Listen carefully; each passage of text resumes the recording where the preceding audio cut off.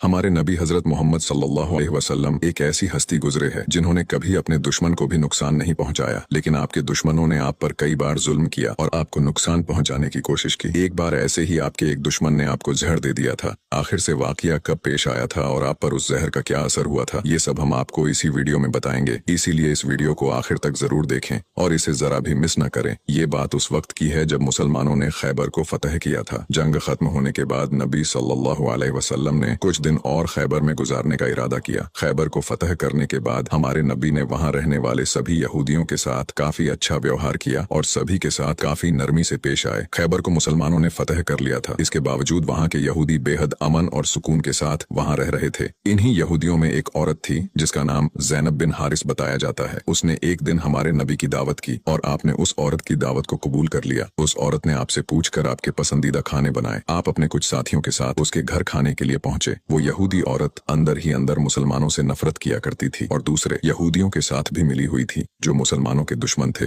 उस औरत ने खाने में पेश होने वाले बकरी के गोश्त में जहर मिला दिया था। जब जहर से भरे उस गोश्त को आपके सामने पेश किया गया और आपने खाने के लिए एक निवाला उठाया और अपने मुंह में रखा तो आप समझ गए कि इसमें जहर मिला हुआ है। आपने तुरंत अपने साथियों को खाना खाने से रोक दिया और कहा कि इसमें जहर मिला हुआ है, लेकिन अफसोस के आपके कुछ साथी उस वक्त तक कुछ गोश्त खा चुके थे जिसकी वजह से उनकी शहादत हो गई। कहा जाता है कि जहर के बारे में हमारे नबी को उस जहर की बोटी ने ही खबरदार किया था। इस वाक़े के बाद उस औरत के साथ साथ उसके सभी साथियों से पूछताछ की गई तो उन्होंने न सिर्फ अपना गुनाह कबूल किया बल्कि ये भी कहा कि हमने आपके साथ ये इसलिए किया क्योंकि हम ये देखना चाहते थे कि आप अल्लाह के सच्चे नबी हैं या नहीं। अगर आप अल्लाह के सच्चे नबी हैं तो इस जहर का आप पर असर नहीं होगा और अगर आप अल्लाह के नबी नहीं हैं तो हमें आपसे छुटकारा मिलेगा। ये बात तो सब जानते हैं कि हमारे नबी ने कभी किसी से बदला नहीं लिया, जबकि आप पर कई बार बहुत जुल्म किया गया जिसके बारे में कोई सोच भी नहीं सकता। लेकिन जब उस जहर की वजह से आपके सहाबा की शहादत हुई थी तो कानून के मुताबिक उस औरत को भी कत्ल कर दिया गया। लेकिन कुछ रिवायतों में आता है कि उस औरत ने खुदकुशी कर ली थी। वही कुछ रिवायतों में कहा जाता है कि उस औरत को माफ कर दिया गया था। इस बारे में कई मुफस्सरीन अपनी अलग अलग राय रखते हैं। एक हदीस में हजरत आयशा फरमाती है कि जब नबी सल्लल्लाहु अलैहि वसल्लम की जिंदगी के आखिरी दिन चल रहे थे और आप बीमार रहा करते थे, उस समय आप कहा करते थे कि खैबर में जो मैंने जहर से मिले हुए गोश्त का टुकड़ा खाया था उसका दर्द मैं आज भी महसूस कर सकता हूँ। ये बात कई किताबों से साबित है कि उस जहर का असर हमारे नबी के आखिरी दिनों में देखा गया था और इसी जहर के असर ने आपकी वफात में एक अहम किरदार अदा दिया था।